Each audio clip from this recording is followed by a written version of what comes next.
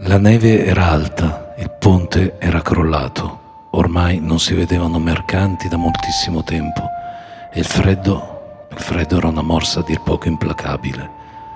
Chi era quella donna e come aveva fatto ad arrivare fino lì?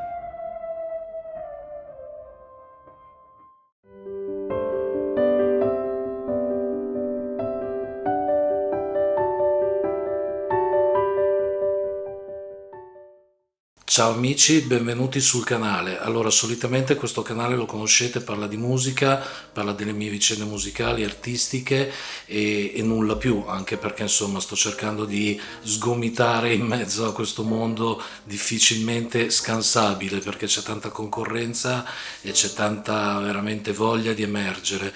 Adesso sono subentrate, come dicevo nello scorso video, le intelligenze artificiali, per cui oltre a dover combattere con, tra virgolette ovviamente, combattere contro altri colleghi che vogliono, tra virgolette, sgomitare come fa il sottoscritto, adesso bisogna anche andare contro ai computer, quindi diventa sempre più difficile, i dischi non li compra più nessuno e si scaricano tutti dalle piattaforme digitali, quindi la musica è diventata impalpabile e virtuale. Io ho lì una serie di vinili che probabilmente io stesso sto facendo la morale a chi mi ascolta perché magari non compra dischi, però io stesso mi sono disabituato perché ormai è tutto a portata di click, è tutto a portata di telefono. Quindi insomma stiamo attraversando un periodo veramente difficile per quello che riguarda l'arte tutta. Ecco, però questo video vorrebbe pubblicizzare, vorrebbe mettere al corrente coloro i quali mi seguono, ecco, di un'opera letteraria. Io vorrei chiamarla proprio opera perché adesso si sprecano, no, questi aggettivi, è uscita l'opera prima di chissà chi, ecco. Poi invece nel sottobosco ci sono tanti scrittori che scrivono in maniera divina, il problema è che nessuno li conosce, ecco, quindi rimarranno sempre nel sottobosco. E, allora, questa riflessione che faccio prima di presentare il libro la faccio perché stiamo attraversando un momento di cattiveria totale, cioè le persone probabilmente, io do sempre la colpa un pochino a quel periodo in cui ci hanno obbligato a stare a casa tutti e quindi probabilmente la cattiveria che è scaturita da quel periodo la si sta riversando, la si è riversata allora e la si sta riversando ancora oggi sui social, cioè ormai i social sono diventati la valvola di sfogo, sono diventati i luoghi dove scrivere le proprie frustrazioni senza magari insomma scrivere ciò che invece si fa, si spreca del gran tempo a insultare le persone, ecco, quindi sicuramente è un periodo veramente tristissimo della nostra esistenza e spero che veramente insomma passi il più in fretta possibile perché non si va da nessuna parte. Già le guerre scusate la tosse, già le guerre le fanno i potenti, quindi se anziché essere fratelli, essere complici, essere in qualche modo vogliosi di stare vicini, anche noi ci facciamo la guerra a colpi di frustate di inchiostro virtuale su questi schifosissimi social, va a finire che poi veramente diventa tutto piatto, innanzitutto molto piatto, perché non c'è respiro, non c'è profumo e non c'è niente di simile dentro un telefonino. E poi veramente diventa frustrante per chi scrive perché evidentemente ha poco da fare e frustrante anche per le persone che passano per caso in questi social, in questi luoghi di intrattenimento che doveva essere tale ma che è diventato un vero schifo, questo è il mio parere. Arrivo al dunque, se no veramente faccio dei preamboli che non mi competono nemmeno. Allora, stavo dicendo che ci sono tanti scrittori nel sottobosco, così come tanti musicisti ovviamente, che scrivono, che producono, che fanno e che veramente danno sfoggio della loro creatività, pur sapendo che di strada se ne farà poca. Ci sono tanti autori che fanno, stavo dicendo tanti autori, sembra cantautori, no, però è tanti autori che fanno veramente dei piccoli capolavori, dei piccoli pensieri affinché le persone riescano ad addolcirsi un po'. E questi andrebbero scoperti. Io sto parlando di un libro, vorrei parlarvi di un libro che si intitola Mille anni di Lara Galeotti, adesso comunque ve lo farò magari vedere meglio in coda, ed è un libro meraviglioso. È un libro meraviglioso non perché l'abbia letto, non perché insomma la persona che l'ha scritto mi sta vicina, ma perché è un libro veramente straordinario. È un libro dove si prende il presente, si prendono le cose che non funzionano, si prendono i problemi della vita e li si buttano in soffitta. Questo non vuol dire essere menefreghisti o non essere lungimiranti, vuol dire pensare che la vita non è solo un impegno sociale, non è solo come dire, un impegno burocratico, non è solo fare la fila alla posta, non è solo andare in banca a ringraziare coloro i quali te lo mettono in quel posto, non è solo la disoccupazione o l'occupazione, non è solo andarsi a fare il weekend al mare, in montagna e poi ovviamente mettere le foto su Facebook, perché sennò insomma bisogna fare sfoggio, no, di queste cose, sennò apriti il cielo. Non è neanche mettere le ricette, non è niente del genere. La vita è fatta anche di favole. E questa è veramente una favola meravigliosa, una favola che io ho letto tutto d'un fiato e che mi ha reso più leggero.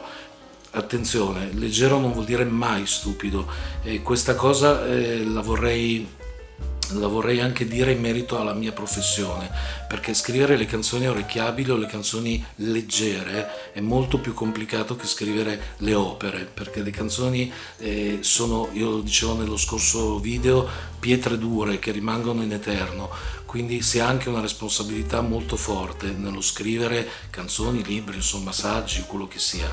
E essere leggeri vuol dire arrivare a tutti, e quindi arrivare a tutti è veramente difficile. Poi ci sono persone che questi miracoli riescono a farli. E, ripeto, Lara Galeotti è una di queste. Ha scritto una fiaba all'interno di un bosco meraviglioso, pieno di bene, di tanto cuore. Quindi io consiglio vivamente, non vi racconto la trama ragazzi perché vorrei farlo, ce l'ho qua sulla punta della lingua, ma non lo voglio fare perché altrimenti che gioco sarebbe, insomma uno racconta tutto in un video e l'altro ovviamente sa già la storia, non acquista il libro o non lo legge, insomma.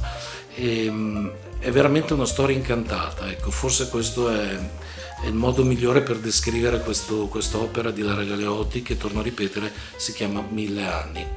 Lara Galeotti è riuscita ad arrivare ai cuori delle persone, è riuscita a parlare sottovoce ma con una potenza inaudita, quindi vi consiglio questo libro, lo potete trovare su Amazon, lo potete trovare nelle librerie ordinandolo ovviamente, e metterlo lì vicino al posto più grazioso che c'è nella vostra casa, e quando ne avrete bisogno sarà pronto per aiutarvi. Vi lascio con una canzone che parla più o meno delle stesse cose, anche se in maniera molto differente. La canzone si intitola Ti suono una fiaba, appartiene al mio terzultimo disco Chiaroscuro, e io sapete spesso vado a toccare qua e là l'argomento bambino, l'argomento fantasia, l'argomento leggero, perché la vita veramente senza leggerezza è uno spreco di tempo, veramente uno spreco di tempo. Se il video vi è piaciuto lasciate un like, condividetelo e iscrivetevi al canale. Ciao!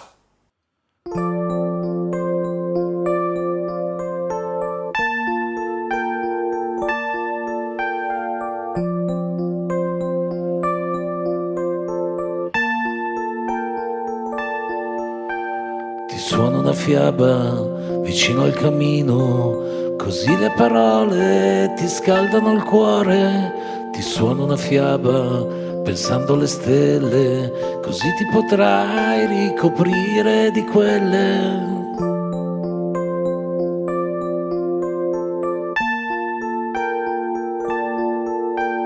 Ti suono una fiaba così tutto uguale, almeno al risveglio la puoi ricordare. La suono pian piano in punta di ali, un volo leggero tra 1000 gabbiani.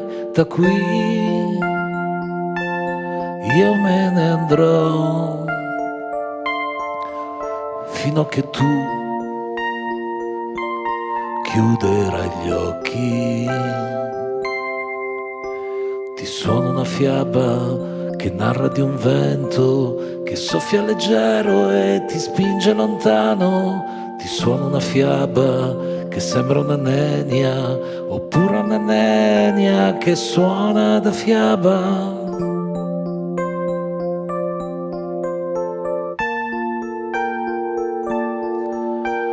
Ti suona una fiaba di 1000 colori, da quello più tenue a quello del sole. Ti suona una fiaba giocando coi versi, lo vedi che i grandi son come i bambini. Da qui io me ne andrò solo se tu chiuderai gli occhi. Ti suona una fiaba, adesso è già tardi, è meglio che spegni la luce del sole.